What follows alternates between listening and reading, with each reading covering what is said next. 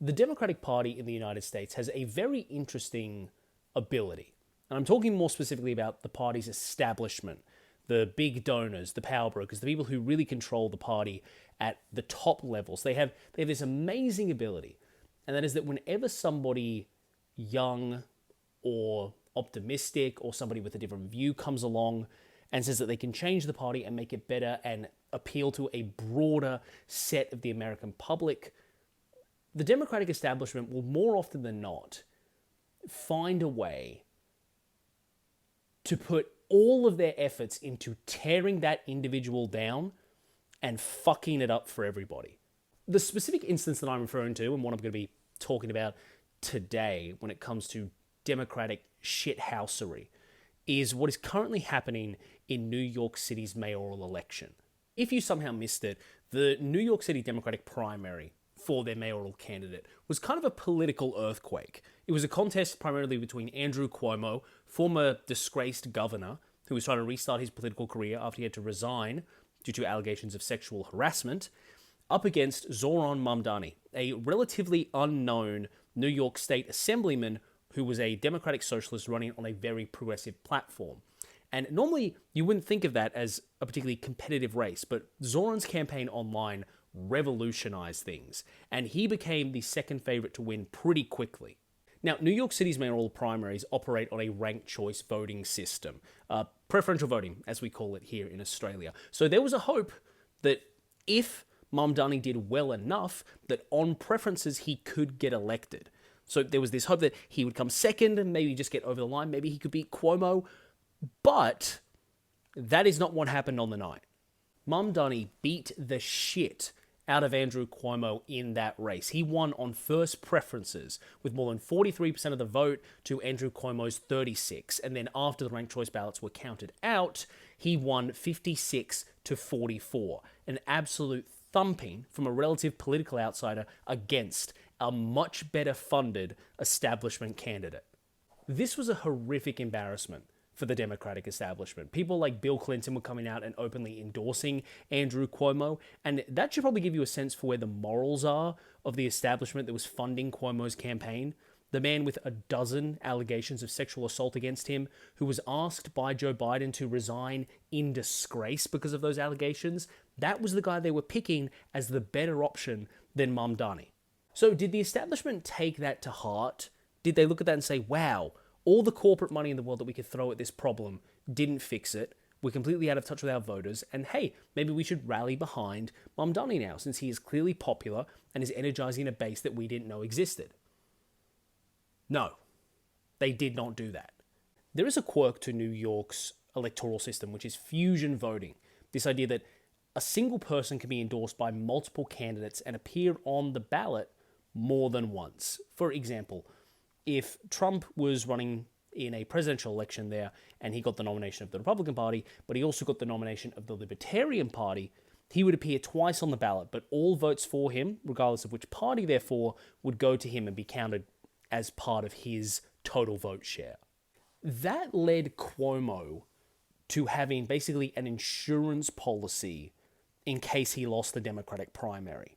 He formed his own political party called Fight and Deliver, and was nominated as the candidate for that party, his own personal political party, and then he went for the Democratic nomination, meaning that even if he lost, he could still run in the general election as part of the Fight and Deliver party. Now, if Cuomo had won the Democratic nomination, he would have been the Democratic candidate and the candidate for Fight and Deliver. But since he didn't win that, he's not the Democratic candidate, but he'll still be on the ballot as the candidate for the Fight and Deliver party. The question was, is he going to actually campaign, or is he just going to be on the ballot, but he'll say, look, I'm not running, don't vote for me? Well, it seems now that he has finally decided that he is going to actively campaign and try to beat Mamdani in the general election. So New York's general election for their mayor is going to be a four-cornered contest between Mamdani, Eric Adams, the current incumbent mayor, who was previously a Democrat but is literally just insane and has pretty much aligned himself with Trump to try and avoid corruption charges and federal investigations over whether or not he's accepted bribes from certain governments and certain institutions. So to hell with him. Then you've got Cuomo running on Fight and Deliver, and then you have the Republican candidate. It's a little bit of a fucking mess. And I'm honestly taken aback by how profoundly pathetic it is. Because whenever a progressive candidate loses in the United States to an establishment or moderate Democrat, the line is always vote blue no matter who.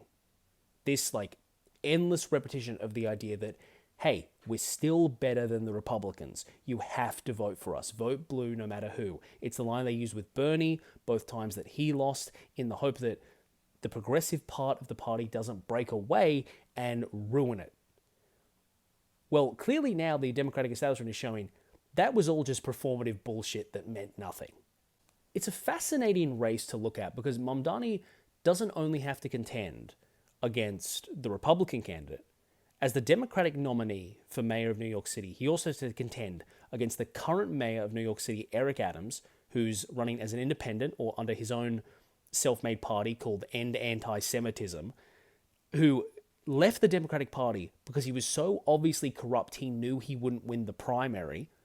And then he also has to run against Cuomo, a man who, when it comes to both his co-workers and Democratic primary voters, cannot take no for an answer. It's almost as if he has to defeat every evil politician in the city to get into office. He's beaten Cuomo once, he's going to have to do it again. He has to beat the mayor, he has to beat the Republicans. And here's the thing, he's still going to win, despite this pathetic, disgusting, ego-driven embarrassment that Cuomo and Eric Adams are currently running on. The reason that Zoran is going to win is that the general election in New York City, unlike the primaries, is conducted with a first-past-the-post voting system, meaning the person that gets the most votes wins. And all polling that we are seeing is showing that Zoran is sitting around 40% of the vote. Cuomo is coming in a second, somewhere in the 20s. Eric Adams, somewhere in the 10s. And the Republican, lucky if he's getting upwards of single digits. These three candidates are splitting the portion of New York City's electorate that thinks that Zoran is too left-wing. And yeah, sure, maybe if they were running as one candidate, there would be a chance to beat Zoran. But that is very unlikely. Adams and Cuomo are both way too delusional to ever concede to the other. And this is where the Democratic Party's disgusting inner workings really come out, because we've even had a former Democratic governor, David Paterson, coming out and saying that these three need to come to an agreement for two of them to drop out and to solely run one unity ticket specifically to oppose Mamdani. That is a former Democratic governor of the state of New York coming out and saying, hey, we need to fight the Democratic nominee with everything that we have. Democratic establishment figures are outright saying that it is better to form an alliance with Republicans than it is to support a progressive Democrat. Because the idea of party unity and vote blue no matter who is just such fucking bullshit when they don't get their way. I'm honestly curious now, if Bernie had won in 2016, what are the odds that Hillary would have just run as an independent just to fuck him over, just to fight progress, just to make sure that whatever policies that he was running on, that Bernie was putting forward, wouldn't come to reality? Because ultimately in America, it feels like, and this is probably the ultimate example, that there is really a different sort of political divide that actually exists in America. And that is the corporate business class and everybody else. And New York City, its mayoral election this year is the purest example of what it looks like when the people try to actually fight back against that power. That power will whine, cringe, vomit all over itself, and throw the largest tantrum imaginable to try and stop the people from getting what they want. And I hope that they, at the New York City mayoral election in November, I hope profoundly that the establishment, the corporate establishment, gets kicked in the fucking teeth like it deserves.